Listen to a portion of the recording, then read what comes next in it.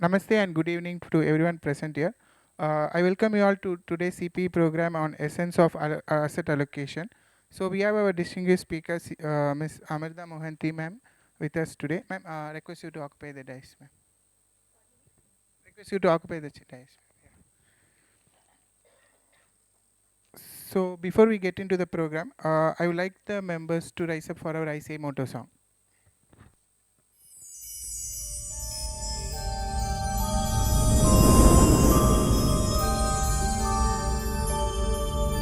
य एष सुप्तेषु जाग्रति य एष सुप्तेषु जाग्रति कामं कामं कामं कामपुरुषो पुरुषो निर्मिमाणः निर्मिमाणः तदेव शुक्रं तदेव शुक्रब्रह्मा तद्ब्रह्मा तदेवामृतमुच्यते तस्मिन् लोकः शतः सर्वे तदूनात्यति कश्चन एतद्वैता एतद्वैता एतद्वैता एतद्वैता एतद्वैता एतद्वैता.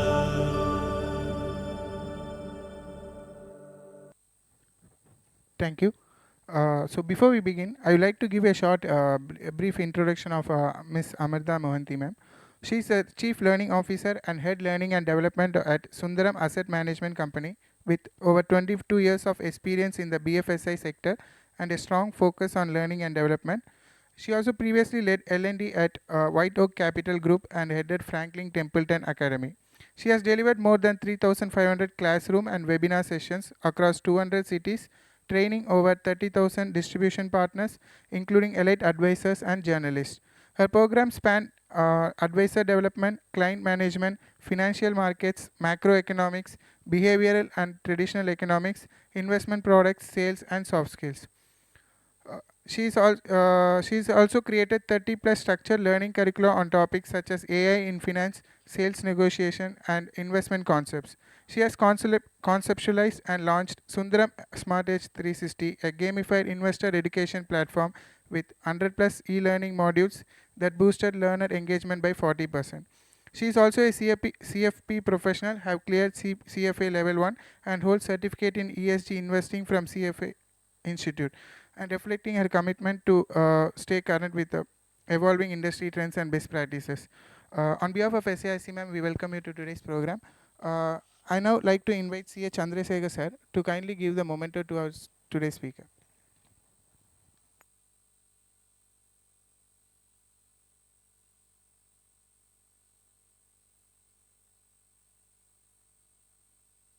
Thank you, sir. I would like to invite Ms. Amirda Mohanty ma'am to kindly take over the session. Thank you. Okay. Very good evening, everyone.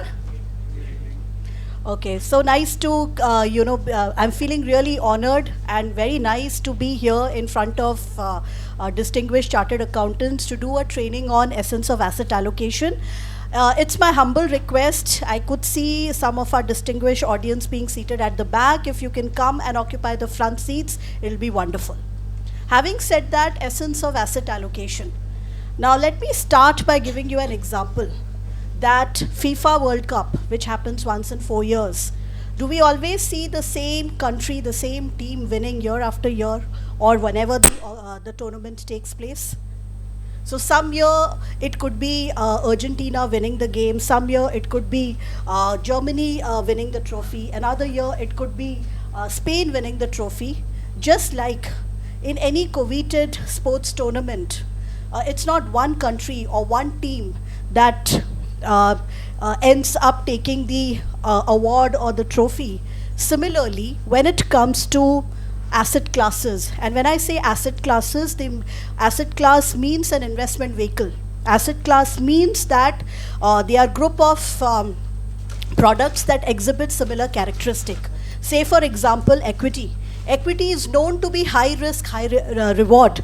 But within a Zomato or an Eternal and a Kalyan Jewelers, there could be a lot of difference between their volatility. So what is the essence is that just like in a coveted sports tournament, no country continues to win permanently. Similarly, when it comes to investment vehicles, which are also called asset classes, no asset class continues to occupy the number one position. If I'm going to show you this table, and the way to read this table or chart is, this is the financial year data. And from the top to the bottom, it indicates which is the asset class that has performed the best. So you can see that the year of 2022, 2023, 2024, it was equity that did very well. And financial year, which is year ending March 2025 or March 2026, which is obviously going to happen, we are seeing that gold is ruling the roost. Now, if you look at this table, no asset class perennially continues to occupy the number one position. Now, if we go more granular and we look at some more investment vehicles, now 2025 has been the year for silver. Silver apparently has done very well, followed by gold, followed by large cap, which is larger companies when it comes to the equity realm or equity sphere.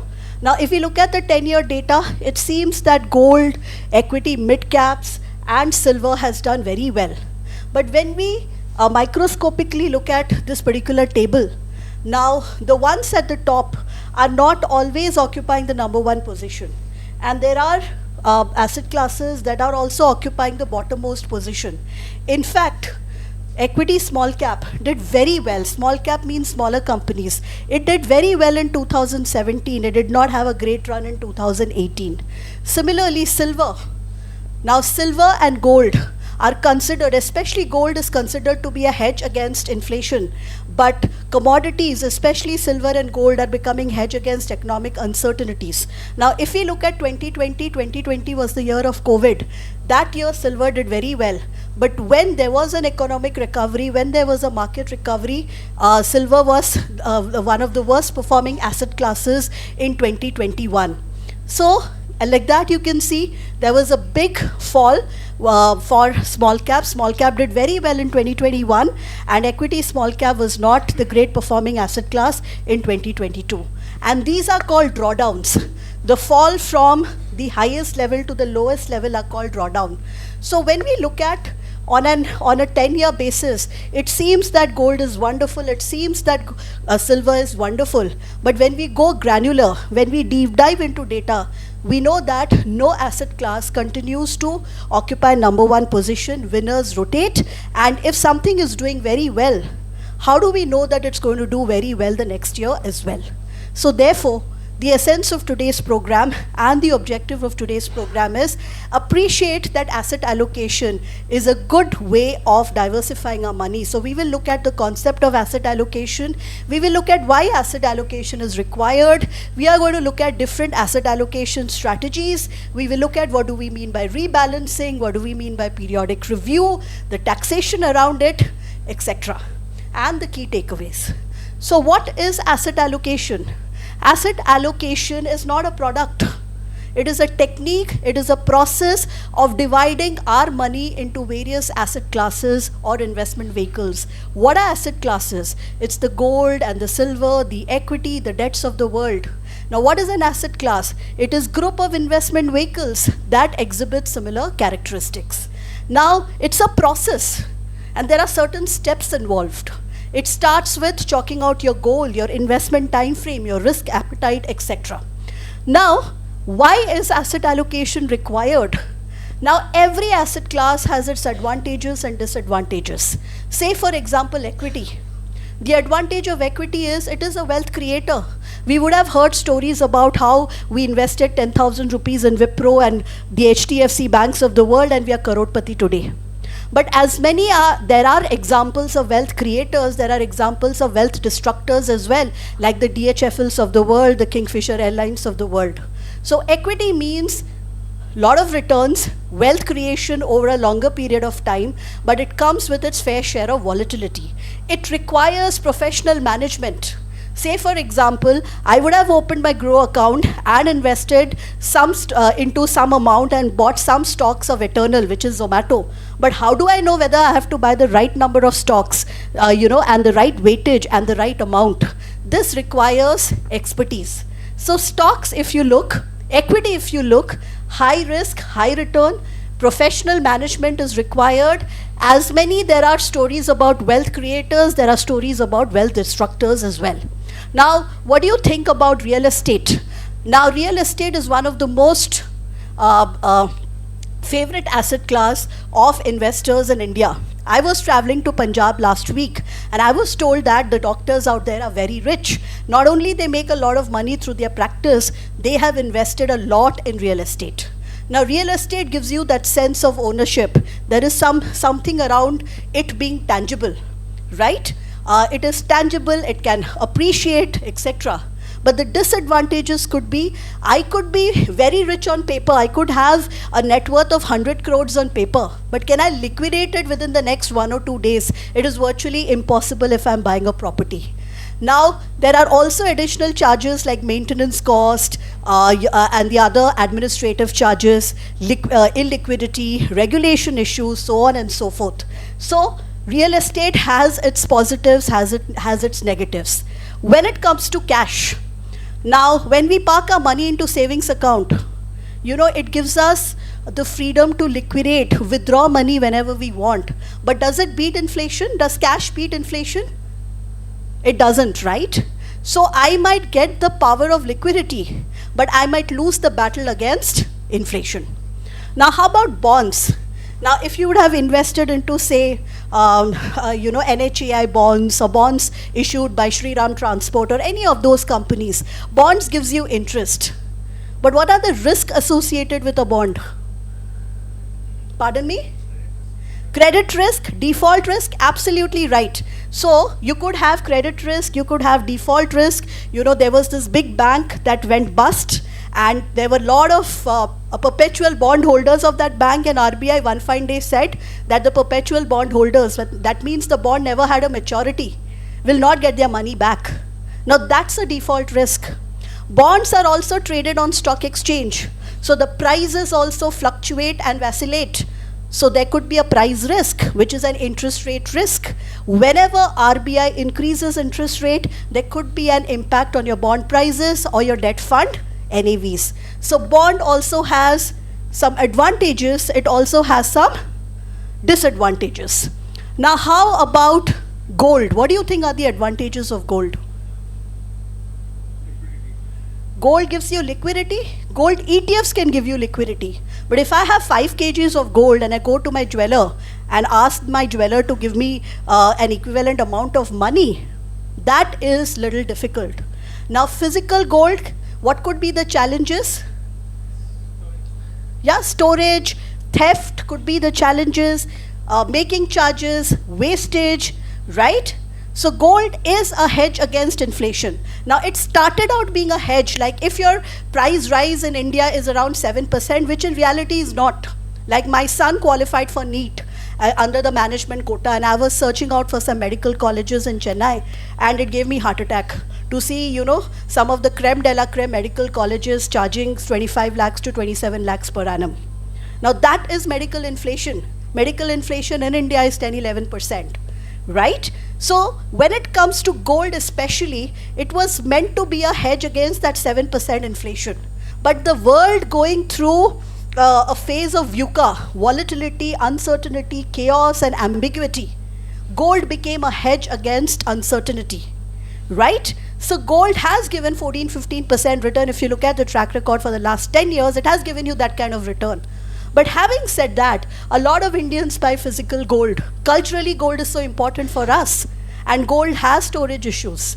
Gold has those, making charges and liquidity issues as well.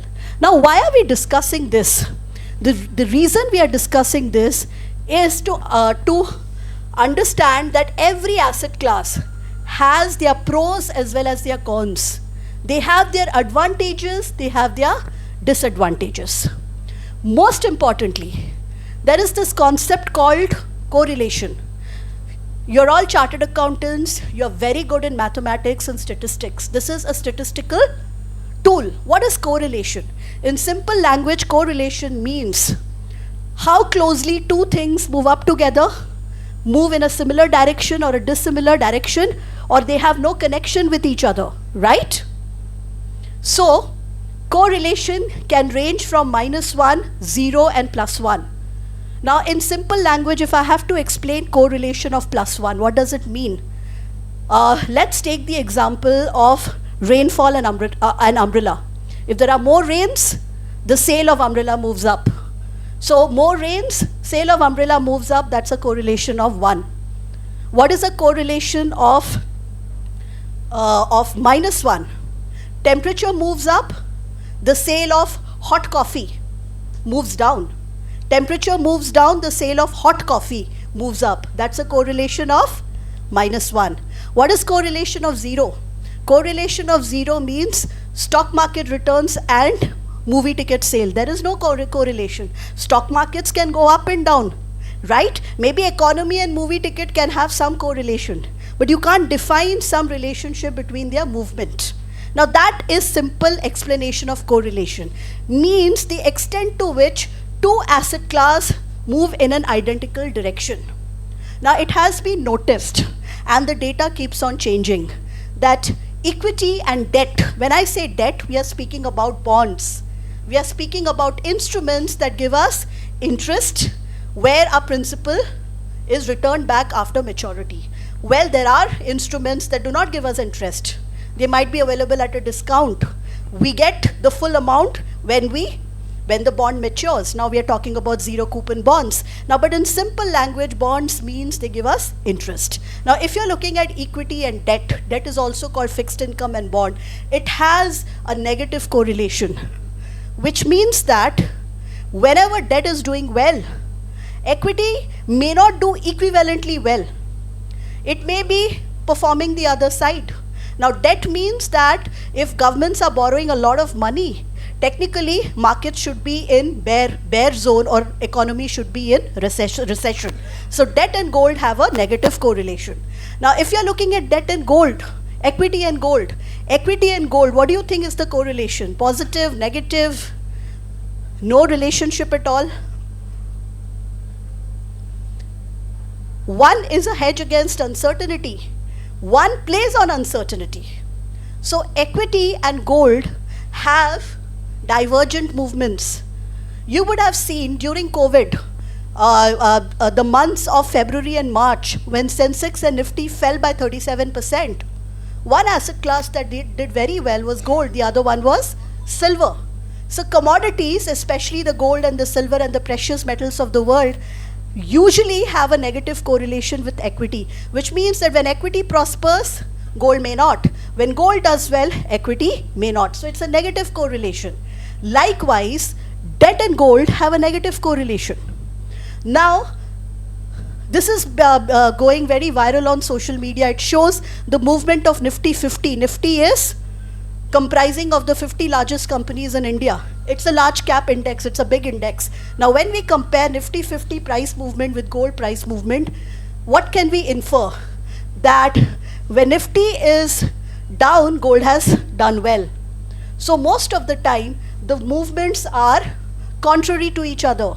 They are in opposite direction. When one does well, the other does not.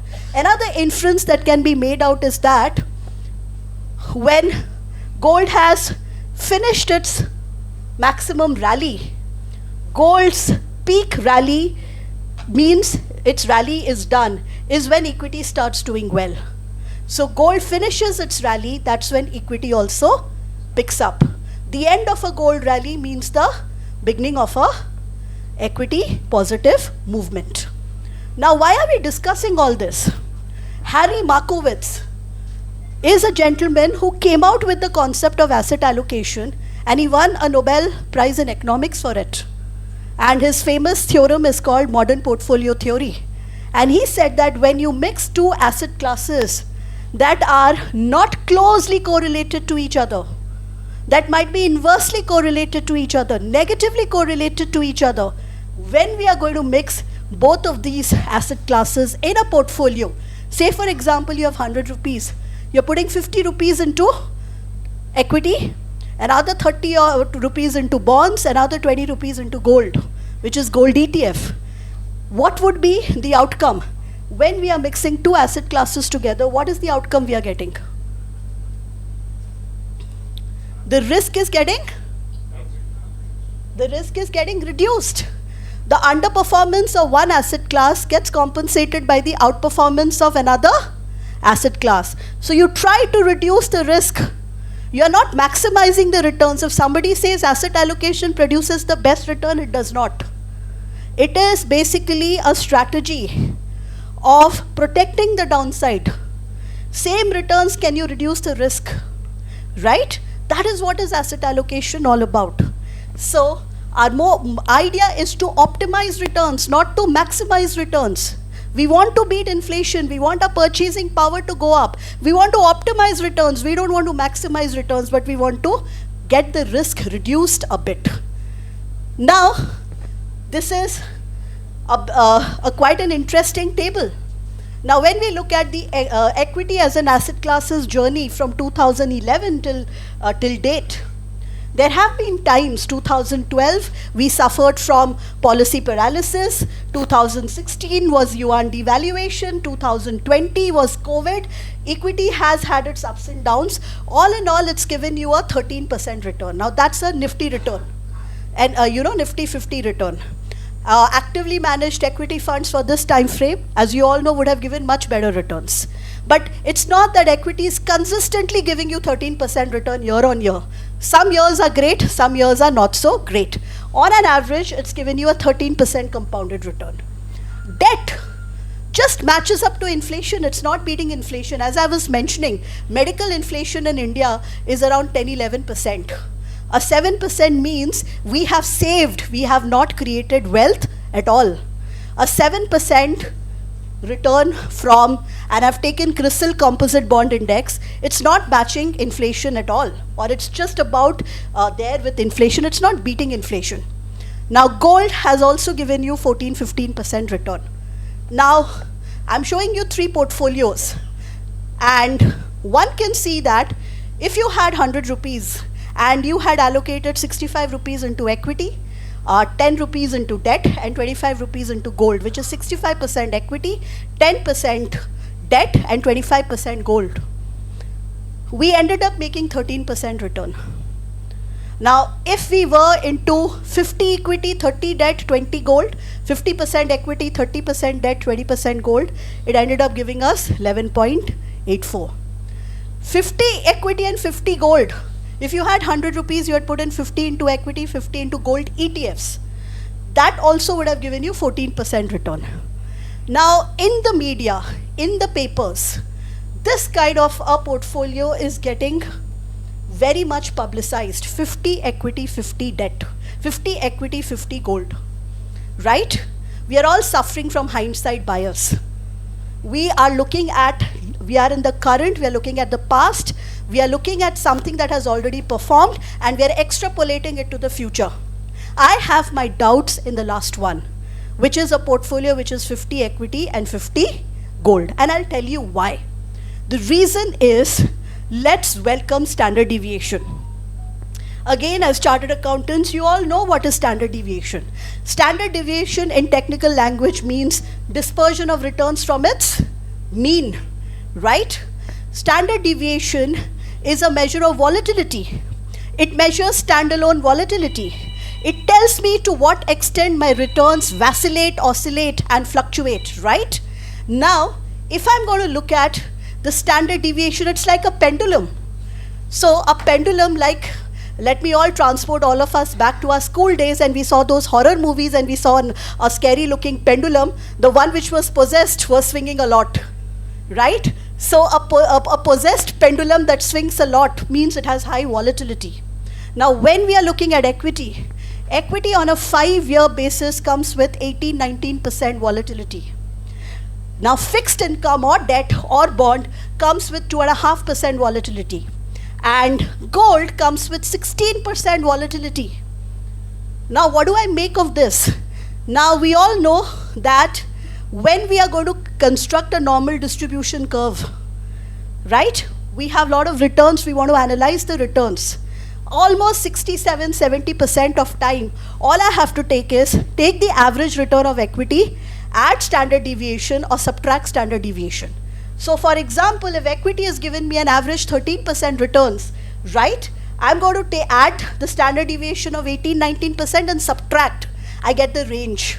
That's what standard deviation gives us. It gives us the range. So the range of equity is 13 plus 19, 24%, and 13 minus 19, minus 5%, while the average being 13.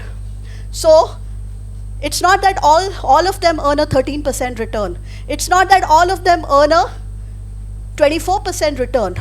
There could be some set of investors that can earn minus 5.68 or minus 5.7% returns. When I'm looking at fixed income, it is again return plus or minus standard deviation, 7% plus 2.56, 7% minus 2.56. So therefore I can get a 5 to 9 range. When I'm looking at gold, that is what people don't realize. Gold is tangible, it has cultural significance in our society, in our country, but gold prices also fluctuate a lot. So when I take a 16% standard deviation of gold, return 11 plus 16, 27%, 11 minus 16, minus 5%. Why do we think that all investors in gold are going to earn 11 and 27% returns? There could be investors that can earn negative percentage. So my worry is that when I'm having a portfolio, looking at a lot of newspaper articles that a 50% equity and 50% gold is the way forward, or I should put all my money into a gold and silver exchange traded funds, I have my doubts, because we are inviting a lot of volatility, right? Essence of asset allocation is, it should give you returns, it should give you liquidity, it should lower down the risk and optimize the returns. It's not maximizing, it is optimizing. So therefore, if I have 50% equity and 50% gold, I'm actually inviting a tiger and a lion in my life. I would want a tiger and a deer in my life, not two very, very fierce asset classes in my portfolio. Some other aspects, view on gold. So there is something called AISC cost, which stands for administrative sustainable costs. Now it basically comprises of direct mining costs. It comprises of all your exploration cost. It comprises of equipment upkeep and mine development cost. Now this is basically the cost of mining gold. So there is a ratio called gold price to AISC ratio. You typically take the gold price, you get the AISC ratio. It's no rocket science. If we visit World Gold Council, we'll get the gold price, we'll get the AISC, the cost. All we have to do is, gold price is in the numerator and AISC is in the denominator. Gold by AISC, we get the gold price to AISC ratio. What does it mean? It means that if we have a high gold price to AISC ratio, which means if my mining cost is 1 and gold price is 2, 2 by 1, I'm getting 2. That's considered high, which means the miners are making a lot of margins. Gold may be overpriced. If I have a lower ratio, it means that miners' margins are crunched, and it means that gold is underpriced. The average almost 15-year gold price to AISC ratio is 1.68. It went up to 1.7 odd in June. Currently it stands at 2 times. So gold is expensive. Gold from this perspective is overvalued. And the story of de-dollarization, it was not the Russia-Ukraine war. It was actually global financial crisis of 2008, when world markets across the globe corrected. That made central banks realize that we have to diversify against dollar. And central banks around the globe from 2008 started purchasing a lot of gold. And that's called the de-dollarization. Now, de-dollarization has been happening for the last 17-20 years. It still has some steam left, because if we are looking at the developed markets like US, Germany, Italy, France, a lot of the reserves that the central bank holds. Central banks are bankers to the government. For us, the central bank in India is the Reserve Bank of India. Now, the kind of reserve central banks hold in the developed world is around 70%. Compare that with the Poland and the China and the Indias. We have much negligible. Our Reserve Bank of India's gold reserves is only this much. So, one perspective about gold is, from a gold price to AISC ratio, gold seems overvalued. From the de-dollarization perspective, emerging central bankers do not have that many gold reserves. So the outlook most of the people are envisaging is neutral. And it's important to tell you all of that. Why am I saying all of this? Is that whenever we are into asset allocation, we have to understand the positivity, the negativity about an asset class, the advantages, disadvantages, standard deviation, correlation, and then get in touch with a proper financial planner and then take the decision of allocating our money. Did you know, by the way, that Indian families already own tons and tons and tons of gold? We, by the way, own 34,000 tons of gold, which is equivalent to $3.8 trillion. What do you think is the GDP of our country? 4.6. We have, as normal citizens, we have 88% of our country's GDP as gold reserves. We have 3 times more gold than the US government. We have 11% of world's total gold. I think India already has that. And top of it, we are going to buy lot, right? Thinking that the de-dollarization will continue. It has to mean revert. So what am I trying to indicate to all of you is that 14, 15, 16% gold returns is history. You might see mean reversion taking place in gold.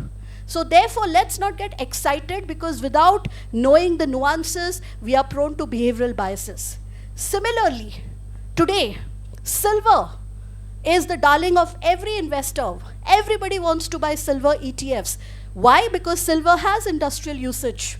It's used in solar panels. It's used in electric vehicles. It's used in electronics. There is a huge demand. The supply is less, and therefore silver has done very well this year. And silver, like gold, does well when there is a lot of geopolitical tensions, there is a lot of economic uncertainty.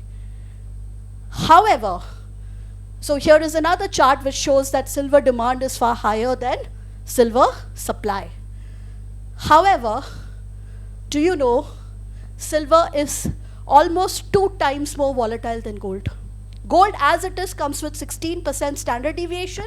Look at silver, it comes with 27% standard deviation. It's 1.7 times more volatile than gold, which means as much as it can give you a 20% rally, it can drastically fall by 20%, right? So, all this indicates that we as investors are prone to behavioral biases, right? We are constantly checking Instagram. The current hot topic is the Bondi Beach shooting. Before that, it was this Dhurandhar movie that was making the round. Before that, something else. Social media knows our algorithm. Social media does not know our risk profile. So when we are looking at whatever is the most trending asset class, it may not be, or it may be or may not be the suitable one. We as investors are prone to behavioral biases. Recency bias, recent event, available event impact our psyche, our decision making a lot more. Herd mentality, we see everybody around us buying something blindly, we follow and are subjected to the Pied Piper effect. Some asset class becomes the Pied Piper and we follow it blindly. Therefore, the need of the hour is asset allocation. That basically is devising our money, allocating our money basis when do we need it, what is our goal, and what is our risk appetite.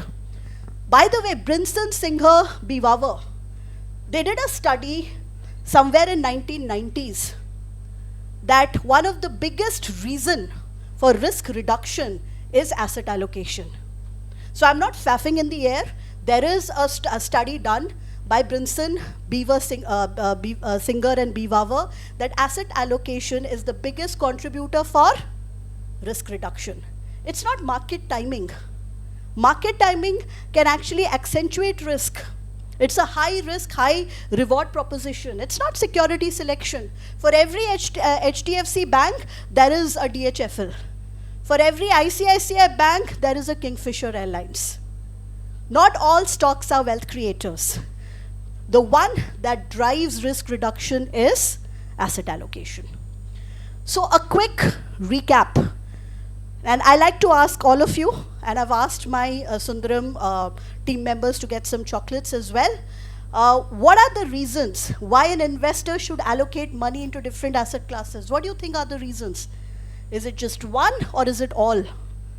What do you think? Is it because winners rotate? No asset class continues to outperform? I've shown you different tables around it. Is it each asset class has a different purpose? Equity is high risk, high reward. Is it that we've looked at advantages, disadvantages? Is it that asset classes may not be positively correlated to each other? Is it that because they have different risk return attributes? Why do you think asset allocation is required? All of them? So all of us are in that gang of all of them? Absolutely right. We require asset allocation because of all of these reasons. Now, asset allocation's foundation is efficient frontier. Now the technical name of asset allocation is efficient frontier, efficient portfolio. What does efficient portfolio means? In simple language, let me explain it through a graph. When it comes to wealth management, a person who is a qualified wealth manager, in the lens of a qualified wealth manager, 100% debt and 100% equity are not efficient. If we are into 100% debt, we might make that 7% return with lower volatility. But we are just saving, we have not created wealth. Because our hard work of saving money is not beating the monster called inflation. If we are 100% into equity, we are inviting a lot of gyrations, a lot of fluctuations in our portfolio.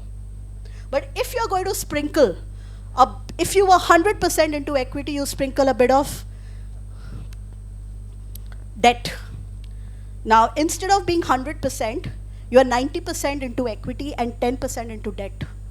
Now, what happens to your returns? It is still respectable, may not be 13.28, it's 13%. But the volatility has come down to 17%. That means, you know, the massive range that you got, the negative range is gradually coming down. Similarly, an 80-20, I would not say it's efficient because the volatility has moved up, but still is far better than being 100% debt. Now, this is a 2-asset efficient frontier portfolio. I was doing this calculation yesterday, and here are 4 portfolios laid forth in front of you. Portfolio 1 has 65% equity, 10% debt, 20% gold, and 5% silver. It's given you a 12% compounded return. CAGR stands for compounded annualized growth rate. Volatility is around 10.7%. Then you have portfolio 2, which is 70 equity, 10 debt, 15 gold, 5 silver. Then you have portfolio 3, which is 50% is into equity. There is no debt, and the other 50% is into the commodities. And then you have another portfolio, which is 50% equity, but you're playing commodities with 20% and 30% debt. Which do you think, which portfolio or portfolios do you think is efficient here? Which is an efficient portfolio? 3? A lot of us feel it's 3. How many of you feel it can be 1 also? 1? I would say 1 and 3 are efficient. The reason is that in 1, I may not have made the maximum returns, I made the second highest returns, but my volatility was not the least. but it was not the highest as well. Portfolio 3, it took risk, but the returns was worth it. Now within this, I would still say portfolio 1 is efficient because a bit of debt gives me liquidity. Right? Let me ask you an honest question.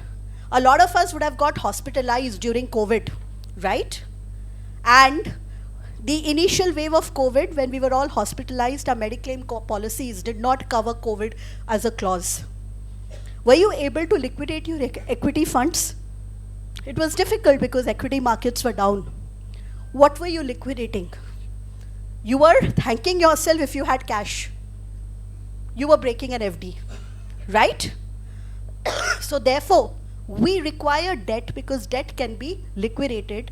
Debt in times of volatility tends to fluctuate less. So on a practical or a theory basis, portfolio 3 is a tiger. On a practical basis, it is portfolio 1. Are we good? So what have we discussed thus far? We spoke about asset allocation. What is asset allocation? It is the process of allocating clients' money into different asset class. What is an asset class? It is an investment vehicle, right? That or investment vehicles that exhibit similar characteristics. Why do we need asset allocation? Because we as human beings can have behavioral biases. We have to embrace the fact that every asset class has their advantages, disadvantages. No asset class continues to occupy the number 1 position always in terms of performance. Every asset class may not be positively correlated. They have different risk-return dynamics. When we are speaking about efficient frontier has 2 meanings. One is at the same level of returns, can you reduce the risk? Can you reduce the fluctuation? Or at the same level of volatility, can you enhance the returns? I would not like to play the game of same level of volatility enhancing. That is also good, but I would want the risk to be reduced. Asset allocation is not a strategy to make, you've invested 1 crore today, it's turning 5 crores the next month. That is not the game. Asset allocation means you're giving time and patience to your portfolio to perform. Over a period of time, it compounds your wealth and leads to wealth creation. Are we good with this? All right. So what are asset allocation strategy? Number 1 is strategic asset allocation strategy. What is strategic asset allocation? We are investing our monies basis our financial goal, our time frame and risk appetite. Asset allocation is a process. It depends on 3 pillars. What's your financial goal? What's your risk appetite? And what is your time frame? For example, if my time frame is 1 year, it will be a wrong asset allocation strategy to put everything into equity. Equity in 1 year has the propensity to give you a lot of returns as much as the propensity to fall. Equity is not a 1 year investment horizon kind of a product. If my objective is to go for a vacation somewhere with my family out of India, after 1 year, I would rather park my money, invest my money into a debt fund, a fixed income fund. Now, basis my objective, which is taking a vacation, basis my time frame, I have decided which investment vehicle to invest into. Now, that is called strategic asset allocation. So, strategic asset allocation could be that if your risk appetite is moderate, you may want to have 60% equity, 30% debt, and 10% gold. This is just hypothetical examples. But what is strategic asset allocation? Yeah, thanks, BL. Yeah, thanks. I'll just require your help also. Yeah. Okay. So what is strategic asset allocation? Strategic asset allocation means we stick to a set plan, come what may. We don't digress from it. We don't change it. Some years gold does well, some year equity shines, some year debt gives better returns, but we stick to that set asset allocation. That is called, what is that called? Strategic asset allocation. Then we have tactical. Tactical means while our base is strategic, we want to capitalize on some market movements. we have taken a view that, equity momentum might get sustained or gold might do well. So we might play around. While our core could be 60, 30, 10, whatever, we can play around by 10% here and there, which means sometimes my equity allocation may not be fixated at 60, it can come to 50, as much as it can go to 70%. So when I have a layer of playing around, increasing my equity a bit, decreasing my equity a bit, increasing my debt a bit, right? Basis market conditions, we are speaking about tactical asset allocation. The third is core and satellite strategy. If we have 100 rupees, 80% of that is into some core funds. 20% we again would like to experiment. People want to get into startups, unlisted companies, or into sector funds, or into ESG funds, which means 80% of yours is fixed. Again, 20% you are trying to play around. So this is also another layer of tactical asset allocation. And then we have dynamic asset allocation. Now, there is a popular category in the mutual fund industry called balanced advantage fund. Now, balanced advantage fund follow dynamic asset allocation.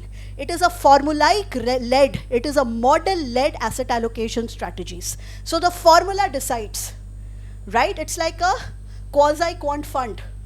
Now, it could be relying on something like a P ratio, like a PB ratio, like a VIX indicator, and basis that number, it will change its allocation towards equity, debt. Some balanced advantage funds I'm seeing are getting a little bit into REITs as well, which is REITs is a financialized format of real estate, which is real estate investment trusts. So let me show you the way a balanced advantage works. Not necessarily that this is the way all the 30 odd balanced advantage funds in the industry work, but they would probably look at P ratio and PB ratio. What is P ratio? Pardon me? Price to earnings. And what does that indicate? What does a P ratio indicate? How many times? Wonderful. So if, what is earnings? It's profit, right? Earnings per share, what means? Profit divided by number of shareholders, per person's profit. If my earnings is 1, as a company, Amrita ABC Limited, my profit is 1, you're buying my share for 2, what is my P ratio? For every 1 rupee profit you're giving 2 times. That is P ratio. P ratio indicates how much times you're willing to pay for, pay to acquire the share of a company for every 1 rupee profit or earnings. It indicates whether the index is overvalued or undervalued. P ratio, mostly in India, earnings fluctuate. So P ratio can be a volatile number. It fluctuates. Then there is something called PB ratio, price to book value ratio. What does price to book value mean? What is book value? It's your balance sheet. What is it? Assets minus liability, right? So a company can have fluctuating profits, but if a company has a lot of land, right, lot of machineries, it has book value, right? So price to book value is a less vacillating number. So a lot of fund managers look at a culmination of price to equity, price to book value. If price to earnings number in India, can you see, has fluctuated from 8.6 times to 31 times. But price to book value does not fluctuate to that extent. So a lot of portfolio managers look at a combination of P and PB. Before that, Suresh, can you just help me out? The gentleman over there, sir, has the pink shirt, I think. I hope I am not suffering from color blindness. Yes. Great. So my colleagues at Sundaram have got a lot of chocolates. And intent is, I'll be asking such impromptu questions, but I would request your participation. Now, again, what is a dynamic P ratio, dynamic asset allocation fund is? It is formulaic driven. It is model oriented. Say, for example, a combination of P ratio and PB ratio. Assume that it has come down. It's lower. It indicates that the equity exposure should be more. Lower the valuation, higher is the equity. Higher the metrics, lower is the equity. So, most dynamic asset allocation products look at such indicators to determine how much should be the equity allocation, how much higher or lower should be the equity allocation. So that is called dynamic asset allocation strategy. Then you have life cycle asset allocation, age-based asset allocation strategy. A thumb rule is 100 minus age. So if I am 25 years old, assume which I am not, 100 minus 25, what should be my equity allocation? 75, right? So 100 minus age, or somebody who's young, has less dependence, is earning well, can take more risk. Therefore, we give him or her exposure to such investment vehicles and investment options that have higher risk, higher reward characteristics. An investor who's in mid-age, 40s to 50s, he has certain responsibilities, which is organizing his children's marriage, education, etc. They are neither young, they are neither very near to retirement. You might want to give them a healthy balance of equity and debt, a good mix of high risk and medium risk or low risk products. And then an investor who's nearing retirement, the objective is to preserve wealth, right? So you would give more of low risk products. So therefore, it's like giving you an analogy of an aeroplane. When an aeroplane takes up, it flies up, right? That's more equity. When it's landing, you need safety, that's more debt. So a person who's at the start of the career, we usually recommend more of equity investments, SIPs into equity funds. An investor who is almost retiring, we want a portion of his portfolio to be preserved. Certain portion can be into equity, but predominantly into fixed income products. So a quick knowledge check. Assume there is an investor whose name is Ravi. He prefers to set a fixed mix of 60% equity, 30% debt, 10% gold. Review it once in a year without changing it. Which asset allocation strategy is Ravi following? Which one? It is C? Yeah? It is the gentleman with the pink t-shirt this time.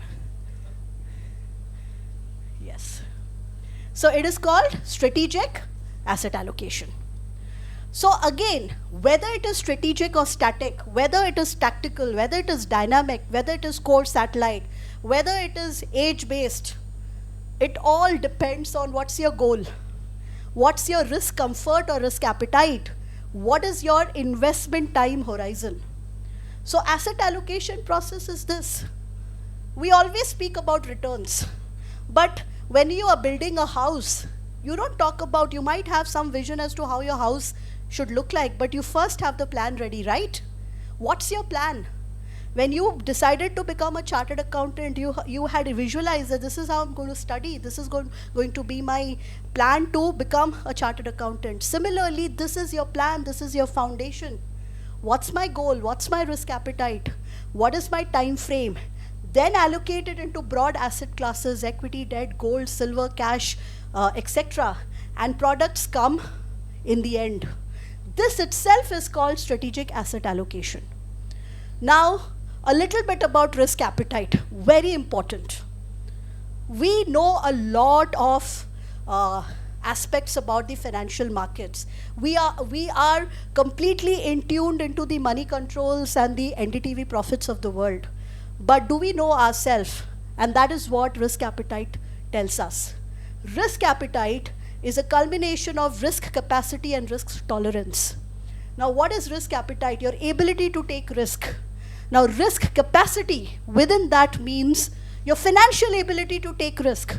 Somebody who's young, has a steady job, has less dependence, is earning a steady salary, has the risk capacity.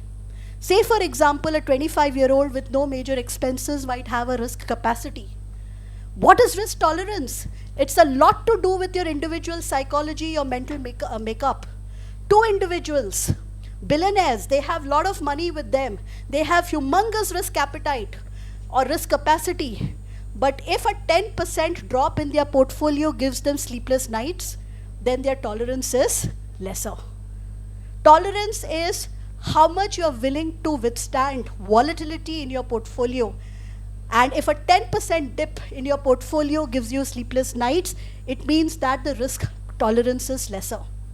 We need to contact a good financial planner, a chartered wealth manager, right? A certified financial planner, and get ourselves assessed. It keeps on changing, by the way, depends upon our financial circumstances, our mindset change, our knowledge levels, etc. We typically use an NISM, which is basically National Institute of Security Market by NSE, National Stock Exchange, a wonderful risk profiler. Now that tells us what is the risk appetite. Now another question.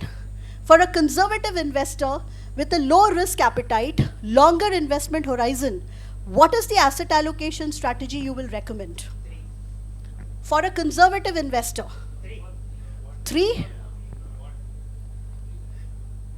How many of you feel it is one? For a conservative investor, I will not abandon equity at all. I'll still have some tinge of equity, but my portfolio will be debt fund, bond fund heavy, right? Okay. So then comes the products. Now I would like to understand NPS.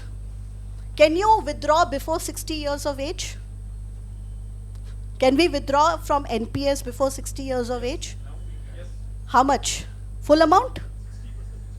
We cannot withdraw everything, right? So in NPS, 60% of the corpus, there's no tax. 40% gets converted into annuity. But before 60, if you have an emergency, you can. Otherwise, you know, to my understanding, you can withdraw maybe 20 or 30% of your corpus, not fully. Have you invested in RBI floating rate bonds? Can you withdraw before 7 years? How about PPF? When can you take your PPF money out? 15 years is, but after 6-7 years you can take your money out, right? Right? You can take a loan of it, wonderful.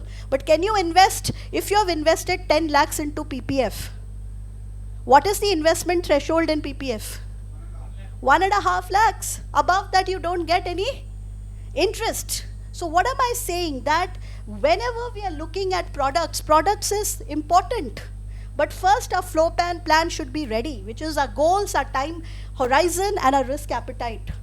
But always ascertain products basis one thing, SLR, CR. Are they regulated? I'm sure you're all advising clients as well. Or you might have family members who seek your advice. I had my mother who said that she and a couple of my aunts are investing into a chit fund which is going to give them monthly return of some 5%, 6%, 60% returns in a year. Number one question I asked her, is it regulated by SEBI? Right? So first, we have to see how regulated they are, how transparent they are. When can you liquidate them? Are you getting some ATC deductions, some tax benefits? Without all of that, getting into products directly without understanding their characteristics, their returns, the tax benefit, the taxability. Now we have invested into a tax saving FD. Assume you're in the old tax regime, you have invested into a tax saving FD. Is the interest amount tax free? Is it tax free? It is taxable. So we have to look at all of this, right? PPF, exempt, right? Wonderful. But I'm going to get benefit up to 1.5 lakhs of investment. What happens to the remaining ones? I can only withdraw partially after 7 years. So we have to look at when can we withdraw, whether there is a tax liability. Is it regulated? Is it convenient? SLR, CR, is it safe? All these things we need to have a voracious reading capacity to get into granular details. Now again getting back to asset allocation. When we are on our own doing asset allocation, there is a concept called rebalancing. Say for example, we started with 70% equity and 30% debt. Equity markets moved up. Obviously our equity component would have moved up. Equity has now become 80%, debt has now become 20%. We want to reinstate it back to the original asset allocation of 70-30. How do we do that? I want to go back to my 70-30 allocation. That is what is strategic asset allocation. How can I do that? What am I going to sell, equity or debt? I will sell 10% of my equity, plow that money into debt and reinstate my asset allocation back to 30. That is called rebalancing. Rebalancing is getting out of a good performing asset class and supporting an underperforming asset class. Rebalancing by Jason Zweig has been labeled as it's the cure for chasing what's hot and ending up with what's not.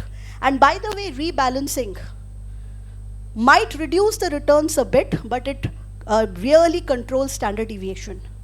But let me tell you one thing, it's a paper tiger. In reality, do you want to sell a fund that is really doing well? In reality, we put in more money into a fund that's doing well, right? Into a scheme that's doing well, into an option that's doing well. So in reality, rebalancing seldom happens. And when it comes to asset allocation, you have to review your portfolio.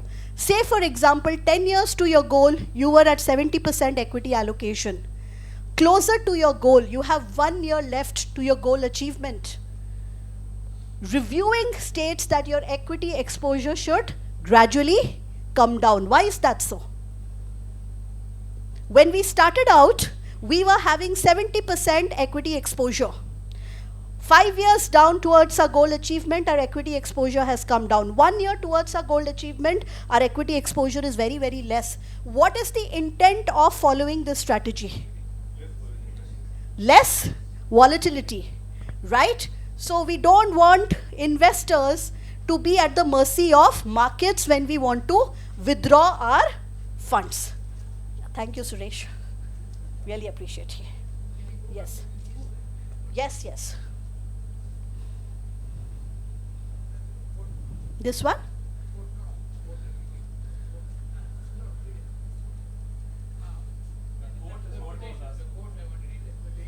Acha, you want to read this quote? There is a wonderful book, sir, by Jason Zweig. It's called Your Money and Your Brain. And it's called Rebalancing is the Cure of Chasing What's Hot and Ending Up with What's Not. You're being very cold-blooded.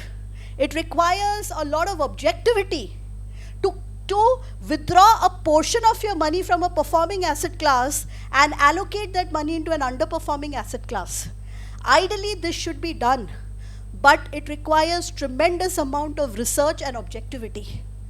If we as ordinary investors who do not have too much of time and patience and resources to be spent in understanding capital markets, it is very difficult for us to do rebalancing. Now, rebalancing and portfolio reviewing. What is portfolio reviewing? Portfolio reviewing ensures that we are not at the mercy of markets when we need money. These are the tools of asset allocation. But can I ask you a question? And the question is, rebalancing and portfolio review is a seamless and easy method to execute in person and in reality. Is it an easy method? How many of you feel it is easy? I have spent 22 years in capital markets. I have never rebalanced. It was amnesia and forgetfulness that made me create wealth. I would like to share an anecdote here. I was advised by one of my financial advisors to do a 2,000 rupees SIP in one of the equity funds. I could not refuse him. I forgot about it. Out of sheer respect and obligation, I did the systematic investment plan. 20 years later, there was this cover that came as a courier. My father handed it over to me. I opened that cover. I saw the account statement. in 20 years, 2,000 rupees per month, I would have saved how much? 4.8 lakhs? The value is 30 lakhs. You know, this kind of an amount gives you a lot of confidence, right? And this is the reality. I have never rebalanced. I've only invested and reinvested. So therefore, rebalancing and portfolio review looks wonderful. If you have to clear a financial planning course, they are wonderful. In reality, it's very difficult to execute, and I'll tell you why. It's not that easy because behavioral biases take over.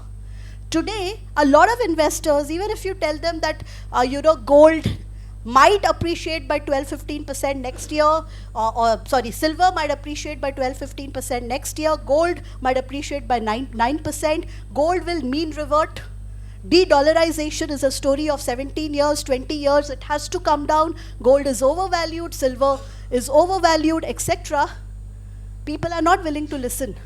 Behavioral biases take over, right?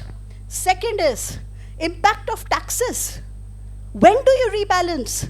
Monthly, quarterly, half-yearly? If we are doing rebalancing less than a year, short-term capital gain tax is impacting us. Impact of exit loads. And as I've said, what is the trigger point? Should we rebalance 2% of our portfolio, 5% of our portfolio, 10% of our portfolio? What should be the frequency? Monthly, quarterly, half-yearly? When should we rebalance? So therefore, manual rebalancing can be a humongously challenging exercise for investors. I would say there are two things. Please consult a certified financial planner. The second is you could look at hybrid funds.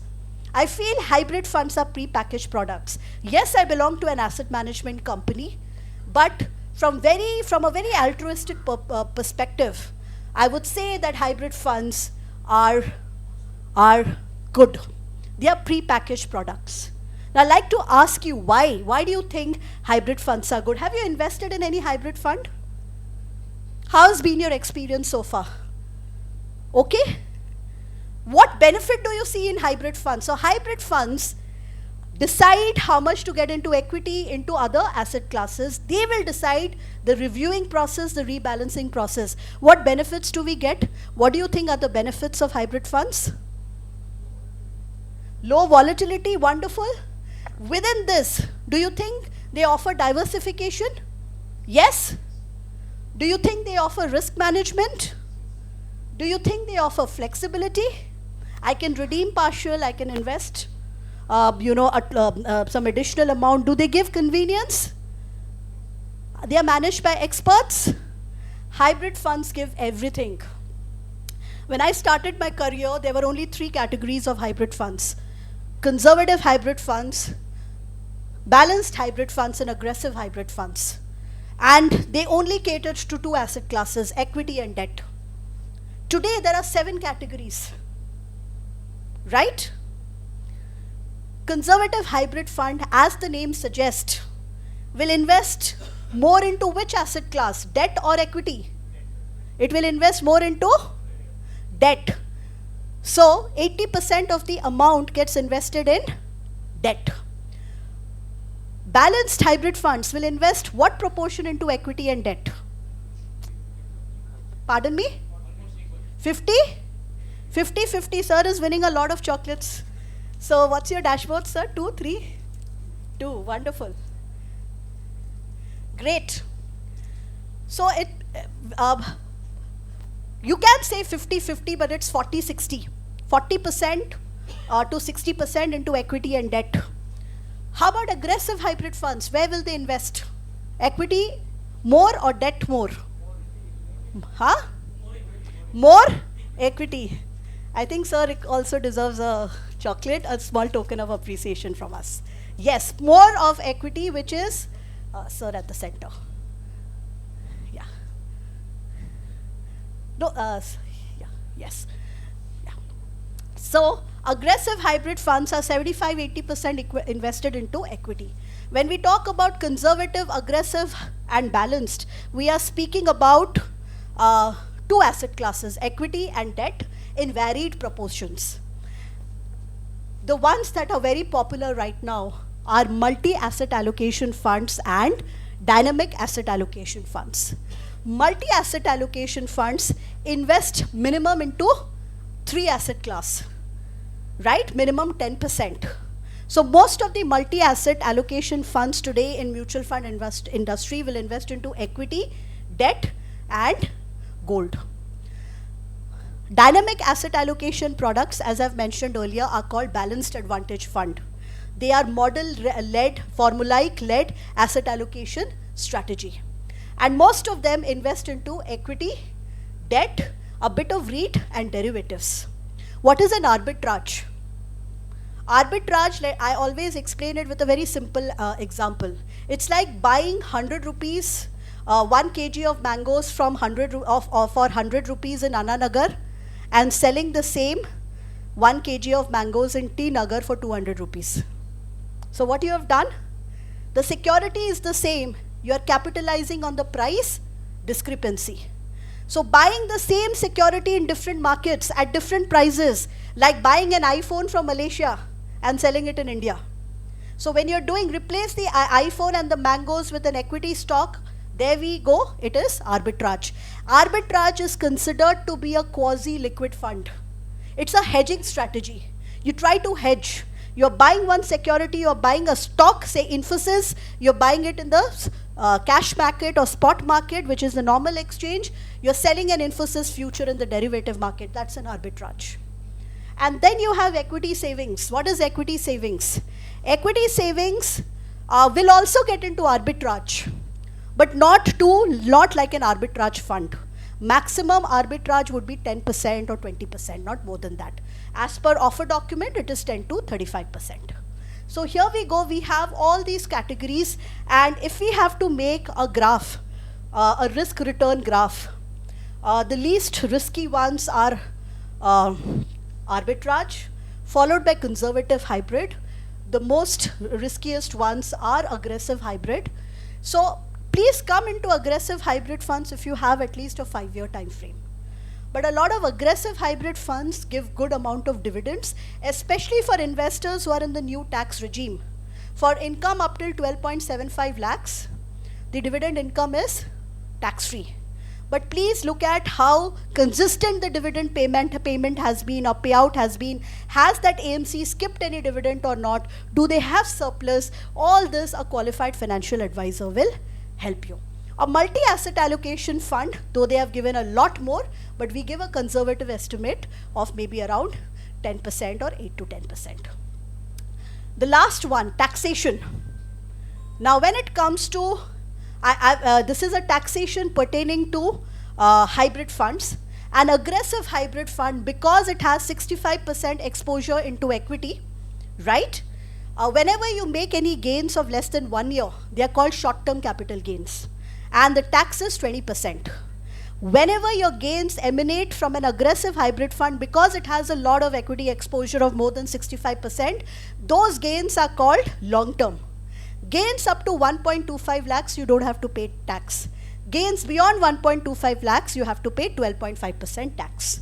Now, a conservative hybrid fund, because it has less than 65% equity exposure, there is no short-term, long-term. It is as per our income tax slab. So if we are into a 30% tax slab, we pay 30% tax. And then you have dynamic hybrid funds. If they have to maintain minimum 35% equity exposure and maximum 65%. If they are in that band, then the holding period is 24 months. Less than 24 months, any gains, it is as per tax slab. More than that, it is 12.5. Now, let me explain it through an example. Assume you have invested into a multi-asset allocation fund that's investing 65% into equity, maybe 10-15% into debt, another 20% into gold. Now that's considered to be a equity-oriented multi-asset allocation fund. Assume we have invested 5 lakhs. After 3 years, the value has become 3 lakhs. After 3 years means it is considered to be a long-term gain because the holding period is more than 1 year. Now what is my gain here? I've invested 5 lakhs, it's grown up to 8 lakhs, what's my gain? 3 lakhs. Because it is considered to be an equity-oriented fund, assume with the assumption that 65% gets invested into equity, gains up to what amount is tax-free? 1.25. So 3 lakhs minus 1.25 lakhs. Up to 1.25 lakhs, I'm not paying any tax. So 3 minus 1.25 lakhs on 1.75 lakhs, I'm paying a 12.5% tax, which comes out to be 21,000. Now imagine you have invested into an FD, where your 5 lakhs has become 8 lakhs in a fixed deposit, and we are falling under 30% tax bracket. What will be our tax? 8 minus 5, 3 lakhs is again on that 30%. How much tax are we paying? We are paying 30 into 3, 90,000 rupees tax. So this is tax efficient. So the summary is, yeah. Pardon me, sorry? Yeah. Okay.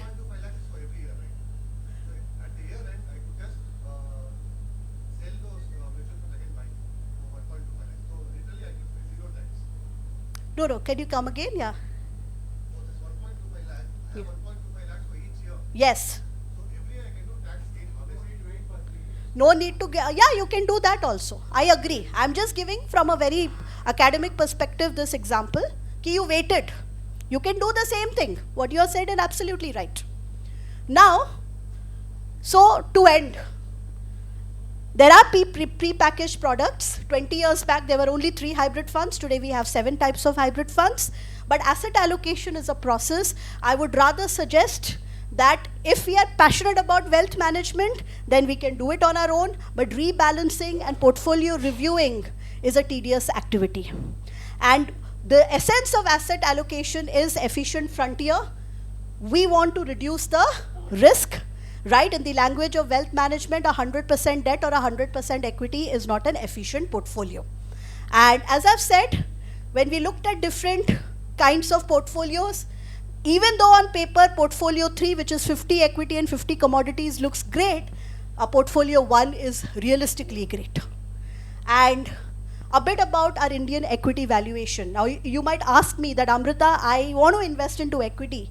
Should I invest lump sum or into an STP mode? If you're looking at P ratios, and we discussed what is P ratio before, right? It indicates expensiveness and attractiveness of equity markets. Nifty 50, which is a barometer for gauging the valuations of larger companies, large cap companies. Today, Nifty 50 current valuation is 23.5. The 5-year average is 22. It seems to be slightly overvalued, right? Nifty mid cap and Nifty small cap, if you're looking at their current valuations, compare it with their 5-year average, they seem to be quite overvalued. So if you're allocating money into equity at this juncture, if it is a large cap fund, you may want to look at lump sum and STP. Put an amount into a liquid fund and systematically transfer it into a equity fund. But if it is going to be mid cap and small cap funds, I would suggest systematic investment plan and systematic transfer plan. What's a systematic transfer plan? We will first invest a big chunk of amount into a liquid fund and systematically switch and transfer the amount into equity. That is called time diversification. We are diversifying against time, and we are doing that to reduce the volatility. In terms of corporate profitability, again I've taken Nifty 50 numbers. This year, financial year ending March 2026, corporate profitability is around 8-9%. But a lot of analysts expect that 27 to FY 27 and 28, it's going to be 13%. So yes. STP, wonderful. So what is STP? STP is basically to reduce entry point risk. If I'm going to invest 1 crore into equity today, and I'm worried that in the next 1 month markets might be volatile, one way to enter into equity funds, equity mutual funds, is invest that 1 crore into a liquid fund or an ultra short duration funds, which are all debt funds, which are investing into bonds that have shorter maturity. like commercial papers, certificate of deposits, treasury bills, etc. So I will park my money, maybe my 1 crore, into a liquid fund and give an instruction. So it's a very automated, seamless, operationally efficient process. I instruct the fund house, here is my 1 crore check into a debt liquid fund. Please transfer 10 lakhs from it in the next 10 months into an equity fund. That kind of a modality is called systematic transfer plan. You're systematically transferring money into equity in chunks rather than in transferring everything at one go. STP is wonderful because it reduces the market volatility or NAV fluctuation, but does not mean that your returns won't be negative. They can be negative, but because it falls lesser, the recovery of the NAV is also faster. So this is called a time diversification strategy. You are diversifying against time. So that is STP. So our companies are going to make a lot of money. So we have to believe in the story of Bharat, right? While President Trump would have given us a 50% tariff, foreigners have withdrawn a lot of money from our equity markets. We have to believe in Bharat. Now, if you believe in this story called Bharat, there are structural drivers. One is, when India got her independence, the per capita income was maybe 100 rupees. Today it is 2,000, 3,000 rupees. It can go up also, right? $100. Today it is whatever, $2,000. It can go up also, right? There can be some rich-poor gap. But India has seen poverty levels come down, and prosperity levels go up. So if you believe that there are 3-4 demographic trends in our country. One is, we are a country of young people. We are a country where the middle class population is growing. We are a country where the millionaires are growing. We are also a country where people who are senior citizens are also growing. So these are 4 or 5 trends. This is a country which is now preferring premium products. So premiumization, infrastructure are all themes which are structural drivers. So if you believe in the story of Bharat, I think equity will do well. Now, gold has no intrinsic value. Gold does not give me interest. Gold does not give me dividends. Silver has industrial usage. I cannot be blinded by 2 asset classes. I need multiple asset classes in my portfolio. So with this, I come to the end of the session. I hope you found it fruitful. Thank you so much, everyone.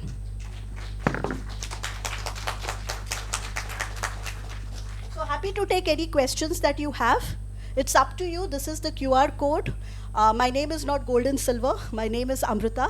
And the program's name is Asset Allocation. Right? And any questions, we are there. I'm happy to take even during the break or even now as well. Another important thing is the exit strategies. Yes. Whether it's a mutual fund or stocks. Yes. I mean, that's where the earnings are getting made. Yes. So I think that should be one of the very important driving force of Yes. Exit strategy is important. As I've said, the portfolio review is an exit strategy. You're systematically reducing exposure from equity. But as a novice investor, we may not know when to exit, right? So the best thing is to consult a professional financial advisor or an expert to do so. Having said that, I think nearer your goal approaches, and I've done a study around it, like if I were to be 60% equity and 40% debt, if my goal is 1 year down the line, I should reduce my equity from 60% to maybe 30%. There's no harm to it. The past returns that I've made will still help me achieve my goal, right? So periodic review is a good exit strategy, sir. The other thing that you can look at is obviously valuations. But valuations is one side of the story. You have to look at EPS growth. You have to look at other factors, right? And equity is a forward indicator. It absorbs a lot of news beforehand. So it's very difficult to know, when a market recovery can take place. But one way to have your exit strategy is definitely look at the P ratio, look at market cap to GDP ratio. That is also a good indicator. Look at VIX. So currently the VIX is very, very low. So VIX and equity have an inverse correlation. When VIX is low, right, equity might move up. So that's also when VIX is high, equity might fall. So currently, if you look at all these indicators, market cap to GDP ratio, we seem to be overvalued. P ratio I just showed you. Equity, Nifty 50 seems to be fairly valued. VIX seems to be lower, which means volatility seems to be lower. All this is favoring that I can have equity allocation, but if you ask me how should I enter, I will enter through a STP route. If you have to exit, there could be some level of volatility as well. So looking at this, if you want to exit, I would say you can exit maybe 10% of your portfolio. This is the time to actually build up your portfolio. I hope that I have answered your question. Yeah. The second thing is that all this will be historical data. Yes. All the calculations, Yes. Yes. But actually today, historical data is not very limited Yes. because of so many technological advancements taking place. For Yes. example, AI Yes. having an impact in so many fields. Yes. Okay, so the earnings will change. How do you measure the Yeah. that is what which is going to determine the future, Yeah. not the historical data. Yeah. Sir, Our decisions are COVID 2020 was considered to be a Wuhan virus till 6th Feb 2020. It was on 20th Feb 2020 when World Health Organization declared it gave the name COVID, a worldwide pandemic. Which means that even the best analysts, economists are unable to predict markets. And even if you look at Warren Buffett, let me give you his example because he is a person who has made almost $138 billion of wealth. Do you think all his stocks and all his investments have flourished and prospered and gave him a lot of returns? If his best investments were the Coca-Colas of the world, right? Bank of America of the world, GEICO of the world, ConocoPhillips was a disaster, right? My point is Yeah, decision making yeah, today, yeah, technological advancements will be yeah, for the future assessments. yeah, Are the past? yeah. Which should be given importance. Okay, I would say, Gold yeah, we are saying 20% last, 10%, yeah, 65%. yeah, yeah, yeah, It's all based on the historical yeah, data. yeah, But that cannot be basis for decision making for the future. yeah. So whatever I have shown, I have actually taken the outlook of gold and silver for the future.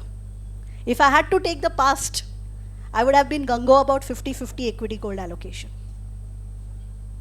The fact that I'm showing you different portfolios with gold around 20-25% is the fact that the view which is positive and negative, both the sides of the story was shown. Now coming to your question, sir, there are a lot of AI tools today available. Statistical models available. People are building statistical models using a layer of ChatGPT and giving you a subscription. I know myself one of the best, analyst who uses a lot of statistical tools. His calls were going very right. His view last year, October 2024 was invest more into equity. Now, in September, October 2024, markets went up, all-time high Sensex went up on 26 September 2024 to 85,000 level. His view was, he analyzes 30-40 indicators, CAPE ratio, which is Shiller's P, WIX, P ratio, PB ratio, we name it. He has all the indicators, he has created a model. Model was working very well. His view was that on around September, that markets will move further up. What happened after that? 26 September 2024, Sensex reached an all-time high level of 85,000. 3rd March 2025, Sensex fell to an all-time low level of 75,000. That it was a drawdown of 17.7%. So a lot of these AI tools I myself use. I'm connected to a lot of AI experts. Could not predict it. So coming to your question, sir, a lot of this are past. I agree. Future, that's the reason why. If you look at past, read any paper, 50 equity, 50 gold is the view. What is the view I gave? Is that our view is actually no view. The view I gave is have a neutral perspective. Look at the positive, look at the negative. Again, coming back to your question, give 50% weightage to the past and maybe 50% weightage to the future. Yeah? Thank you. Anything else? Yes. Pardon me, sir? Yes, I am not able to hear you, sir. Sorry. Yeah. Resize.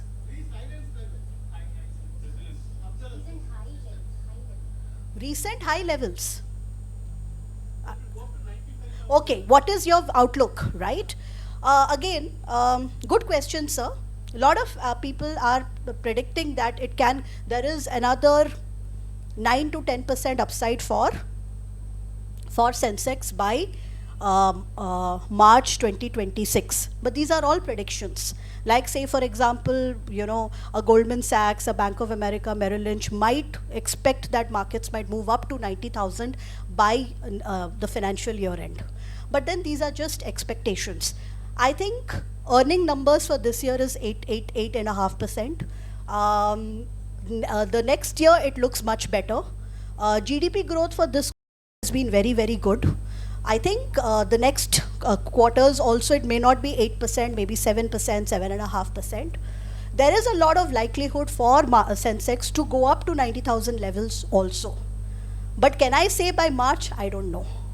But can I confidently say that if markets follow a 7-year cycle, just like you have 7 days in a rainbow, 7 days in a week, the probability of losing money into equity asset class diminishes when you have a 7-year time frame.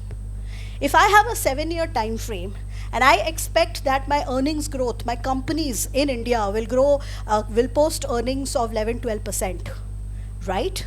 I expect it cannot be that companies are posting earnings and the capital markets is not capturing it. So if you are having a 7-year time frame, a broad index should give you a 12-13% return. A good actively managed equity fund should give you some alpha. Let's say the alpha is 0.5% or 1%, right? We give you those tapered down numbers. If you look at in reality, and this is an investor awareness session, we are not supposed to speak on products, but we have one mid-cap fund, 23 years, 23% returns, which means that if you did a 10,000 rupees SIP into that fund, you were sitting with 4.6 crores. 4.6 crores gives purchasing power to any investor in any metropolitan city in India. But my question is, how many investors stayed invested for 23 years? Amphi data suggests investors stay invested for 2 years, maximum. So you can make a lot of money into the worst performing fund also. The worst performing fund which has finished 20 years of existence would have given you a 10% return. That's probably the concept of power of compounding. Power of compounding, absolutely. So again, coming back to your question, 90,000, that's what people are expecting, a 6-7% upside by March 2026. But don't hold me by my collar. I really don't know. But I do know that if we have a 7-year time frame, basically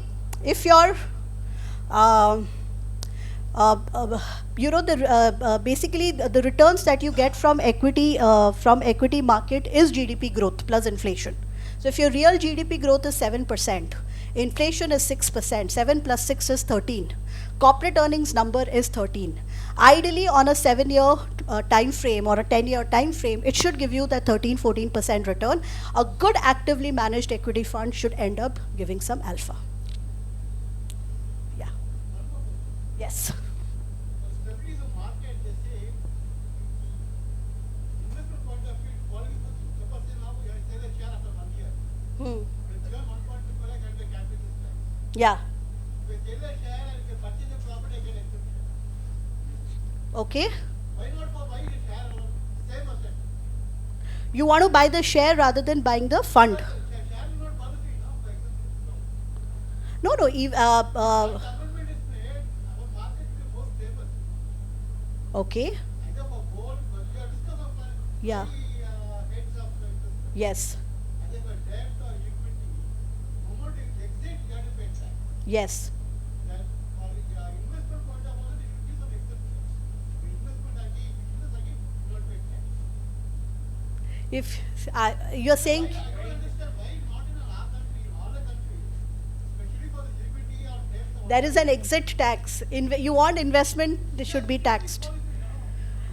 The objective is to ensure that you invest in a property. So if you're investing in a property, where do you get the funds from? You'll have to liquidate the Something. So that's why they give it as an Even then we have cap, sir, 1 house, 2 house, we have a cap there. Yeah. Even beyond that. So they don't want that, you And keep moreover, buying the cost houses. of- They would like to have it spread across The cost of acquisition is more, no? The cost of acquisition property, if we have a portfolio of 10 lakh, we sell for 12 lakh. Yeah. Not even get a 10 square feet of land in Chennai. Yes.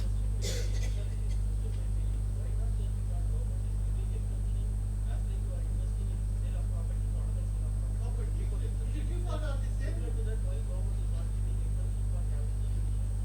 Okay. what will be the point of taxation then? I keep out the investing.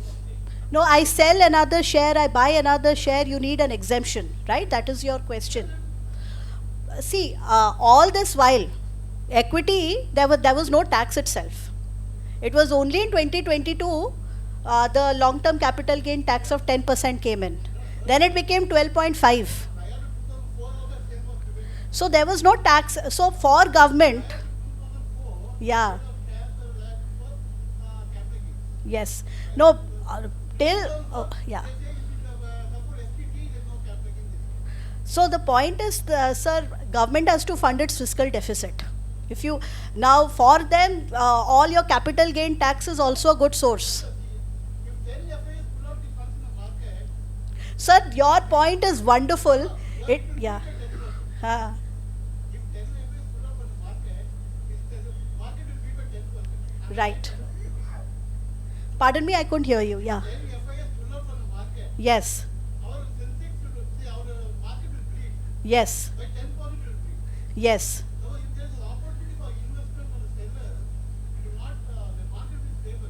Sir, all that is fine. We can, but it is up to the finance minister to decide. We can have housing is an issue in India. Like for a lot of affluent investors, it may not be an issue. But a lot of people, there is an issue for which they are giving. This is a wonderful point you have said.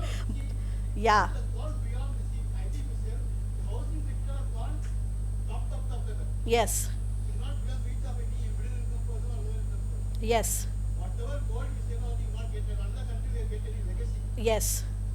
You can't purchase house.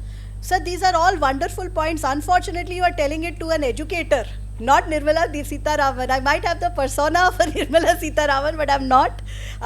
This needs to be. These are wonderful points. If you want key from a share perspective, if you're selling share, But there is something called offsetting, right? So there is a concept called offsetting. Like my loss can be offsetted against a gain. A short-term loss can be offsetted against a short-term gain. A long-term loss can be offsetted against a long-term gain. A short-term loss can be offsetted against a long-term gain. And now government, to answer your question, now government has come out ki even a long-term loss on a one-time basis can be offsetted against a short-term gain also. This was the latest amendment. I have an excel of 2 assets now. Pardon me? I have the excel of 2 assets now. Whatever you at least you are able to offset up till 8 years, carry forward up till 8 years. I can see one hearing, Yeah, income tax back event is the property is a joint property. yeah, I hope there was a sale. The investment was in an individual property. yeah. The question was this, when the joint property is taxable, why the exemption can't be restricted to an individual person? Right. The same manner, when you are selling the underlying asset, Hmm. we should also follow even the investment purpose also. When the underlying asset is liable for tax, Yeah. the investment should also follow the same output. No, so I mean, selling out of one and investing in another offset it, right? I think we never know if there could be some clause. Maybe after 5 years you do it or something. No, sir, because if you are selling from something and investing into other, In the eyes of the government, it could be speculative also, right?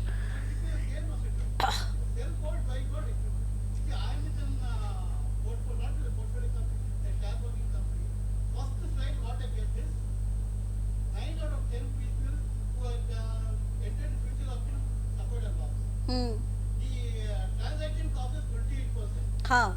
Only once you click that, you get into the your this thing user ID touch screen. Hmm. That means they are highlighting you before entering into the market, morning before entering into the market. The other one, 9 out of 10 people in future they have lost their money. Yes. And the institutional transaction was 28%. Buy and sell a share, you will not be 28%. Hmm. The form of STT, capital, whatever. Yeah, all this is there, yes. All these things are there. How to avoid that? See, those whoever are getting into derivatives, right? They are all the thrill of making that money. So so they should be aware that there are these taxes. You can't avoid as such. There is an STT, we have to pay it. There is a brokerage, we have to pay it, right? So there is no point of avoiding it. Now these people, 9 out of 10 people who are making losses, they should. No option. I mean, we are, at the end of one day, we have to square up our transaction. Yes, we have to square up. Yes, we are sitting on cash, that is on liquidity, we can keep in a demat account, free for some time, in a market advice, we do that. Yes, Future, we don't have an option. yes. But background is, sorry, your, Yeah, there is a margin call, that is all margin settlement. No, sir, these are wonderful points, but I think to curb speculation, that is why, we can't sell off something, invest in some other share and get some tax benefit out of that. Yes, a lot of traders lose money and they have to be blamed for it because they are trading, right? So, if you ask our fund managers, the average holding period of stock would be 5 years, 10 years. They have invested in Bharti to see what Bharti is today. They have not traded into it. So, trading is something that is very fashionable. It gives you a rush of adrenaline, but it is not beneficial for you. Yes. Madam, I've got one basic question. Yeah. The normally, the investment people normally say you at some point in time you have to book the profit, and there is no guarantee that any share will keep on raising forever. Hmm. So, suppose I bought a share about 50 rupees 50 years back. Hmm. Chennai-based company listed now. Hmm. Now the share is 1,500 rupees. Hmm. They have given good dividend yield, etc. Hmm. So when people say at one point in time we have to book the profits, etc. Is it a good thing to book the profit or keep the share so that the 1,500 will come to 1,900? Yeah, so see, we are getting into anchoring bias. We have invested something at 100, it goes up to 500, and then we feel it will go up to 1,000, etc. So that typically a fund manager looks at any point in time what is the margin of safety, which means that 1,500, is it the true value or is it a inflated value? If the true value is 1,800 and your share is 1,500, that means you still have 300 rupees margin of safety. So in that case, I would rather ask you to hold your stock till 1,800 and sell it. But if your stock is at 1,500, right, and which is your assume that is your true value, right, and ideally it should be 1,200. Assume your true value is 1,200, you are at 1,500, then I would ask you to sell it. So the way to determine when to exit a stock is using the concept of margin of safety. Now margin of safety nobody gives you. So so true value is you use discounted cash flow method.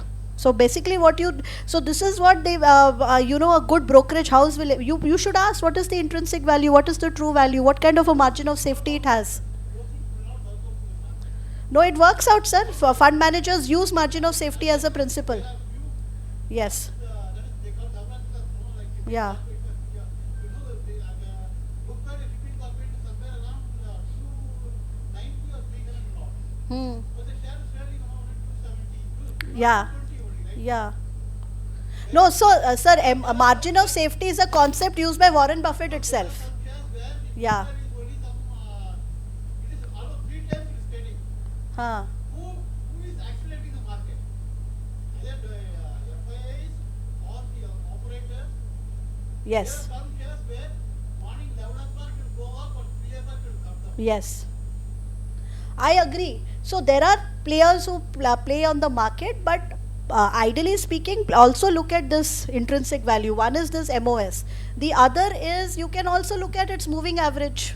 Right, if the moving average is, last move, current price is so and so, moving average is say, current price is 150, moving average is 100, that means your stock is overvalued. But today, even beyond FIIs, today a biggest support to the market is domestic institutional investors, and that does SIPs. Today SIP flows are almost 29,000, 30,000 crore per month, right? 26 to 30,000 crore per month. Now as long as your DIIs are supporting, and who are the DIIs? They are DMFs, which is mutual fund, and within that it is investors. So as long as this kind of a saving keeps on happening, even an FII will not be able to manipulate the market, sir. What are the factors go into determining the true value, madam? Pardon me. So it is the factors that go is your earnings growth. What is your kind of profit? What kind of dividend the company is giving? So dividend and profits are the main factors that determine. It's like finding the present value of an asset, right? The NPV, net present value. Similarly, you kind of find out the net present value of it. While there could be tactical, like sir was saying, in morning 11 o'clock, stock is as so and so, then at 1 o'clock it becomes, then at 3 o'clock it becomes, those are there. But a good stock will continue to go, but you have to look at certain other things. Who are the promoters? What's the management? What's the market share they have? It has to be a blend of qualitative and quantitative parameters. Access of international markets also being available through the ETFs, Yes, yes. mutual funds. What are your thoughts or consideration? Is it a good option for diversification? Because we are majorly focused only on the equity market. While Right. the, financial institutions, investors, they have access to the global markets. Yes. We see like FIIs pulling out of Indian market, and then the market falls, and then they invest in the other markets. Yes. Should we also have in our portfolio international markets like we have? Definitely. See, what would be the market cap of Apple? The big they say the FANG, Facebook, Amazon, Alphabet, Google, and all of that. They themselves, these 5 companies will be more than the GDP of India. Right, so definitely US markets and Indian markets sometimes have shown high level of correlation, sometimes have shown low level of correlation. Look at this thing. Most of the innovation and companies that is happening in the AI world, a lot of them are US based. Your OpenAI is US, Gemini is US, Copilot is US, right? Even China has its own AI companies like the DeepSeek and the Kimi and the and the Quen of the world. Does India have any AI companies? Right? India may your Gamma, which is and Perplexity, Arvind Srinivas and Gamma, which is also owned by an Indian. They are not Indians based out of India. They are Indians based out of US. So the Mistral is a French AI company. So which are the big shots? It's the so even in the AI field, we don't have any companies right now. India is an outsourcing story. So we say services sector drives 55% of India's economy, all that is fine. But what is the kind of service? Outsourcing service. Where is the R&D spend happening? It's happening in the US. So I would say international diversification is definitely good. A layer of 10% allocation towards a US fund does very, very well. And any fund, it could be a US, it could be a emerging market fund. Those are the ones that one can look at. International diversification is also required.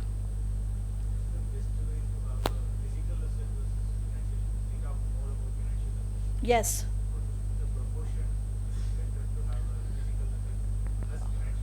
Okay. It's a great question, sir. Like physical assets, if you have the manpower and the ability and the resources to track and have a hold on the physical assets.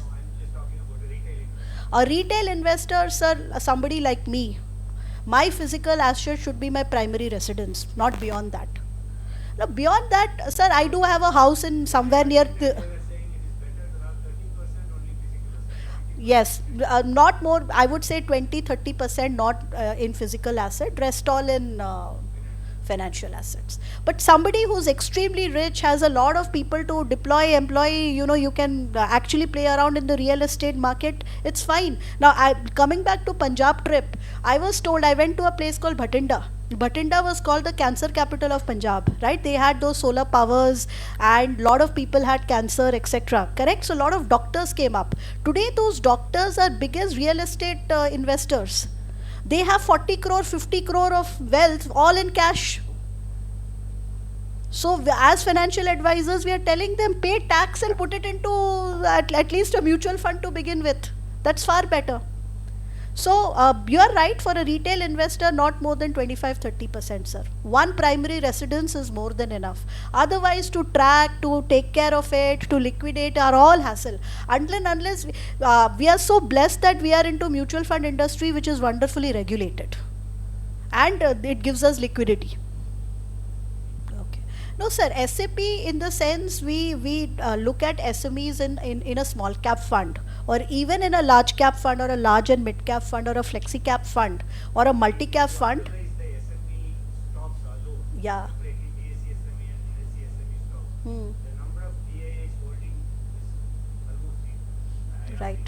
Regularly monitoring stock Hmm. markets, Hmm. but Hmm. holding is See, sir, as per our AMFI classification also, we need liquidity also in the portfolio. So we do have small caps. SMEs mean small caps. Now, for a stock to be liquid, it has to have minimum 10,000 crore of market capitalization. Because what if I get a massive redemption? I don't want when a redemption takes place, the redeemed investor will go away. Who suffers? The existing ones. So we have to balance between, yes, spurring the SME sector growth versus, answerable to our unit holders, give them wealth creation, and also protect them from heavy redemptions. So we do the stress test. Now, if I have a lot of SMEs in my portfolio and assume they are having a market cap of 1,000 crores or 500 crores, and suddenly I get 20% redemption, matlab I have 100 clients, 20 clients redeem. It might take me, that fund might take me 2 months to liquidate, which is not acceptable. So it's a fine balance between liquidity, risk, returns, and all of that. But having said that, we do, like in a small cap fund, in a multi cap fund, in a flexi cap fund, we will have at least 20% exposure or 15% exposure to SME segment. And we need some record also. 300, 500 crore market capitalization, unfortunately, will not. I need at least 5 lakh shares or 1 lakh shares of traded. Otherwise, these are thinly traded stocks. So thinly traded stocks, if markets are volatile and we have redemption, it will be very difficult for us to liquidate. It might take 2 months to liquidate one stock. but the super investors, most of them are investing. I understand. So, see, there are other categories like alternates where you have Cat 3 products, Cat 2 products that get into the unlisted space also. Cat 2 products, category 2 alternate products gets into the unlisted space. There is an SME dedicated, Cat 1 product also. Those are the places where we need some amount of liquidity aside from the quality. So, mutual fund exit from an investor perspective or a fund manager's perspective? Investors, when do you exit from a mutual fund? I think, ma'am, your exit strategy should be based on your goal, on your financial goal achievement. So if you are nearing your goal achievement, then obviously you can exit the full the full scheme. That is, so it is a lot to do with, as I've said, closer to your goal, lesser is the equity allocation, longer away from the longer farther away from your financial goal, higher is your equity strategy.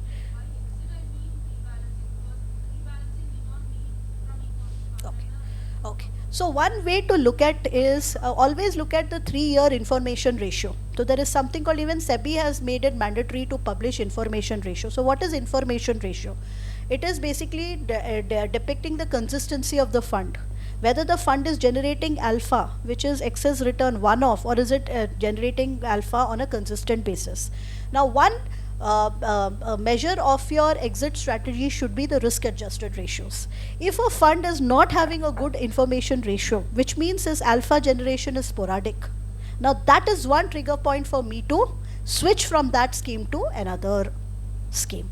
So I would look at rolling returns also. So there is a concept called rolling returns, which is that my 1 year return and your 1 year return can be different, because it depends upon the day you have invested. Right? Now rolling returns gives me a lot of database of returns, where I can put a filter and find out maximum return, minimum return, average return, percentage of time it has given me more than 15% return, less than 15%, etc. Now if I am seeing that the rolling return is not that great, which means again the fund is moody. Sometimes it's doing well, sometimes it's not doing well. So that becomes another reason for me to exit the fund. Now I will also look at certain qualitative parameters as how good is the fund management team. Now if the investment management team or the fund management team does not have many fund managers, it is driven by only one or two star portfolio managers, that's a risk. They don't have a process. If I am an actively managed mutual fund manager, I should have a good investment team with lot of analysts, a proper investment rigor, a process, a security selection and filtering process. If I'm not getting that confidence, then there is another reason for me to exit. So people, philosophy, process, portfolio, if a fund has extremely high portfolio turnover ratio, that means inverse of portfolio turnover ratio tells you, the degree of churn in a portfolio, how frequently you are selling and buying up a stock, right? If a portfolio has high portfolio turnover, which means that it is entailing a lot of transaction cost, it's behaving like a trader than an investor. That's again giving me a clue that I should exit from this fund. So aside from your financial plan oriented exit strategy, which is time to goal achievement, etc., the other things that you could look at is risk adjusted ratio, rolling returns, quality of the fund management team, etc. Most funds that say कि we won't accept, they would be mostly small caps and mid caps, right? And they don't accept because they feel that, if the markets are volatile, then and people want to redeem, the same thing existing investor will get. So mid caps and small caps, because their market capitalization is lower, therefore there is a liquidity risk, they at some point in time stop accepting investments. No fund continues to be number one performing fund always. There have been enough studies to indicate that the best performing fund today may not be the best performing fund 3 years down the line. But it should not also gyrate from being the top quartile to the fourth quartile. As long as it is there in the top two quartiles, and as I've said, it has a respectable Sharpe ratio, trainer ratio, good process, that itself is good enough. So my portfolio for the last 22 years has given me a 15.5% CAGR. Not all funds have done well. Some funds would have done extraordinarily well, but the median return of 15.5 is good enough for me. So I am here not to make the maximum returns. My game is that I should not, diversification is not a strategy of making maximum returns. Diversification is a strategy of not getting killed. Yes. We don't, yeah.